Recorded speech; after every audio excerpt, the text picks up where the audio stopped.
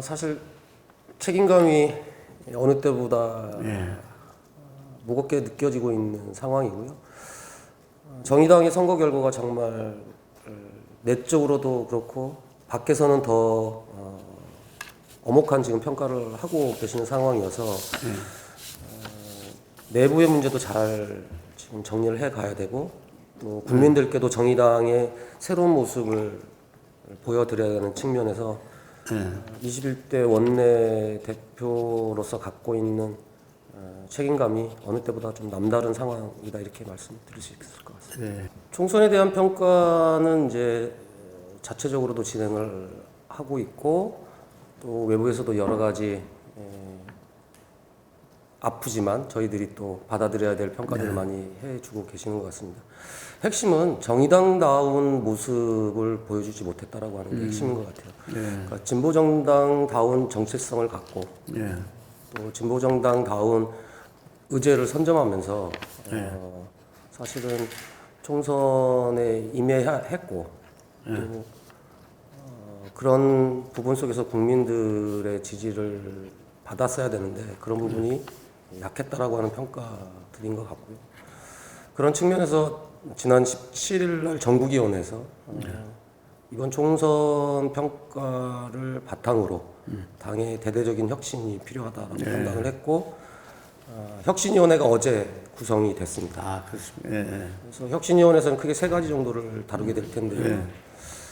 이미 이제 코로나19가 몰고 있는 세상에 대한 변화, 특히는 포스트 코로나 시대에 걸맞는 진보정당의 모습은 무엇인지, 아젠다는 무엇일지. 그래서 지금까지 정의당이 갖고 있었던 정치 노선 아젠다들이 과연 현실에 부합하고 있는지에 대한 재점검들이 다 진행이 될 것 같고 그런 측면에서 포스트 코로나 이후의 진보 정당의 모습을 갖기 위한 정치 노선, 아젠다들에 대한 재구성에 대한 논의가 1차 진행이 될 것 같고요. 두 번째로는 어쨌든 고 노회찬 의원님 돌아가시고 지금 이제 심상정 대표로 상징되는 정의당의 리더십이 있는데 정의당이 더욱더 성장 발전하기 위해서는 새로운 리더십도 만들어져야 되고 더 많은 심상정, 더 많은 노회찬이 만들어져야 된다라고 하는 측면에서 새로운 리더십의 교체를 어떻게 할 것인지에 대한 주제를 좀 다루게 될 것 같고요. 세 번째로는 평가 중에 생기발랄해야 되는 진보 정당이 노쇠한 정당으로 전락했다라고 하는 아주 뼈아픈 비판들을 해주고 계시는데 과거의 진보 정당들의 모습은 정말 국민 속에서 함께했고 국민들의 삶 속에서 같이 어우러지고 어깨도 걸었고 또 팔뚝질도 했던 모습. 무엇보다는 삶 속에서 함께 호흡했던 모습이었다고 생각을 합니다. 그런 측면에서 정의당의 모습이 그동안에 부족한 부분이 그 부분 아니었냐라고 하는 평가도 좀 해주고 계셔서 전체 당의 조직 혁신을 어떻게 할 것인지 이런 부분에 대한 크게 세 가지 방향에서 아마 혁신위가 논의를 하게 될 것 같습니다. 이제 국민들께서 바라시는 정의당의 주문 중에 하나는 심상정 노회찬으로만 고착화되어 있는 정의당이 아닌 다양한 목소리와 또 다양한 정치인의 목소리를 듣고 싶어 하시는 것 같아요. 또 한편으로는 심상정 대표나 고 노회찬 의원님께서도 우리 정의당을 대표하는 정치인들의 성장을 위해서 다양한 노력은 했지만 현재 수준에서 놓고 보면 이제 정의당의 전 대표였던 이정미 대표, 그다음에 고 노회찬 의원 지역에서 당선됐던 여영국 의원 이런 분들이 이제 재선이 되지 않으면서 사실은 이제 현실 정치 안에서의 영향력을 발휘하기 현실적으로 좀 어려운 조건이 된 거죠. 그런 상황에서 한순간에 정치인이 성장 발전할 수 있는 건 아니고 오히려 당에서의 중요한 역할과 활동을 통해서 성장 발전을 해야 실제적으로는 국회의원에 되더라도 그 역할을 제대로 수행할 수 있는 것이 지금까지의 모습이었던 것 같아요.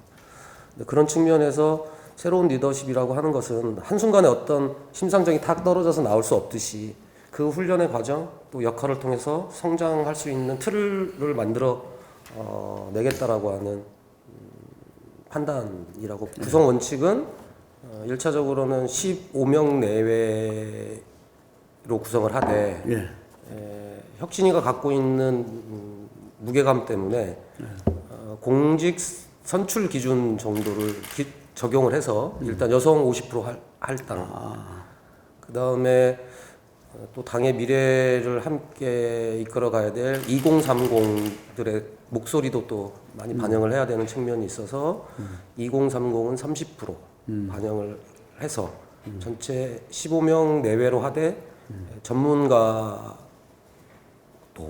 혁신위에 들어오셔서 적극적으로 정의당에게 가야 될 여러 가지 혁신의 내용들을 구할 생각이고, 실제 전문가 두 분이 어제 혁신위원으로 선정된 걸로 알고 있습니다. 사실은 지난 총선은 어떤 이슈를 제기해도 다 묻히는 선거였다, 이렇게 판단이 됩니다. 그러니까 오히려 선거 전에 그런 이슈들을 선점하고 또 그런 측면들을 국민들께 잘 1차적으로 선보였어야 되는데 워낙 이제 선거제도 개혁이라고 하는 이슈에 사실은 모든 것이 다 블랙홀처럼 빨려 들어가는 상황이었기 때문에 많은 분들이 이제 비판해 주시는 것 중에 하나도 너무 또 선거제도에만 올인하지 않았냐라고 하는 비판을 해주시는데, 사실 정의당의 입장에서는 또 그렇게 평가해 주시는 것이 일부 맞기도 하지만 또 다는 아닌 측면도 있거든요. 네, 그렇죠. 곳곳에 있는 우리 당원들이 사실 지역에서 열심히 지역 주민들의 삶과 함께하기 위한 노력도 있었지만 이게 이제 구체적으로 잘 보이지 않는다라고 하는 측면에서 그런 비판들을 많이 해주셨던 것 같아요. 그리고 이제 선거제 개혁도 사실은 심상정 대표가 정계특위위원장을 하면서 어쨌든 민심 그대로의 국회 그리고 또 정의당이 원했던 내용을 다 수용한 건 아니었지만 어쨌든 225대 75라고 하는 안을 합의를 하고 패트릭 띄어. 사실은 이제 정계특위위원장에서 심대표 표현으로 하자면 해고당한 거잖아요. 그렇죠. 그 다음부터는 사실은 민주당이 정치개혁을 책임지고 이끌어 가야 했음에도 불구하고 사실은 선거 최종적으로 패스트트랙을 올렸음에도 불구하고 정계특위에서 합의한 대로 된 것이 아니라 오히려 비례성과 연동성을 사실은 훼손한 거죠. 그런 측면에서 저는 민주당에게 사실 책임이 있다고 얘기하지 않을 수가 없는 상황이라고 보고요. 또 그런데 이제 어쨌든 선거법 개정이 그렇게 끝났음에도 불구하고 사실 총선의 결과를 놓고 보면 국민들의 마음속에서는 이미 결단이 서 있었던 거 아니냐라고 하는 생각이 드는 거죠. 그러니까 확실하게 이번에 국정농단 세력들 심판해야겠다라고 하는 생각이 워낙 강하셨다는 판단이 듭니다.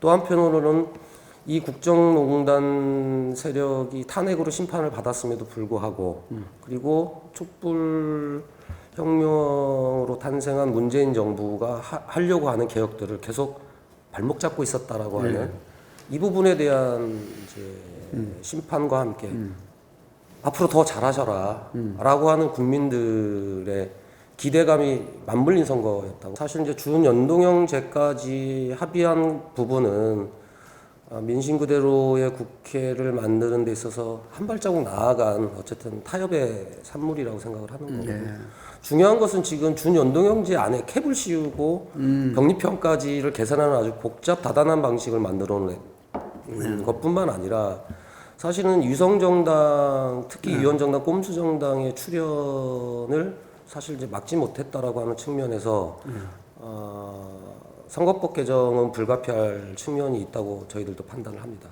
다만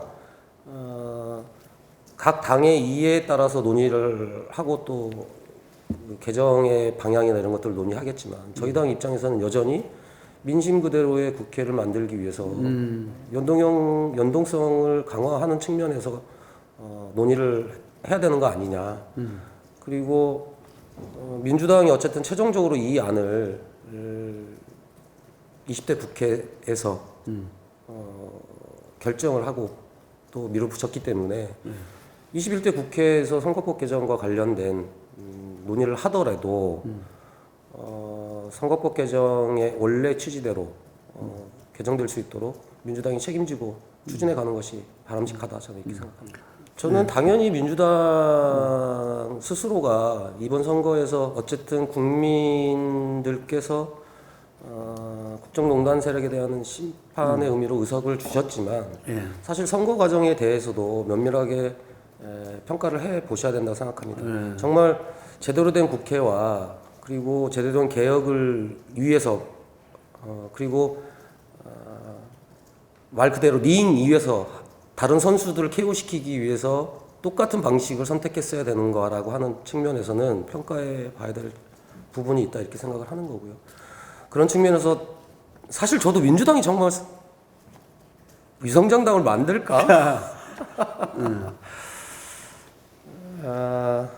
참 한편으로는 현실 정치에 대해서 저도 참 너무 단순하게 생각하고 있지 않았을까 이런 생각을 해보면서 그럼에도 불구하고 정의당이 그런 측면에서 더 적극적으로 위성정당 출연에 대해서 사실은 더 적극적 대응들을 하지 못한 부분에 대한 아쉬움이 좀 있는 거고요.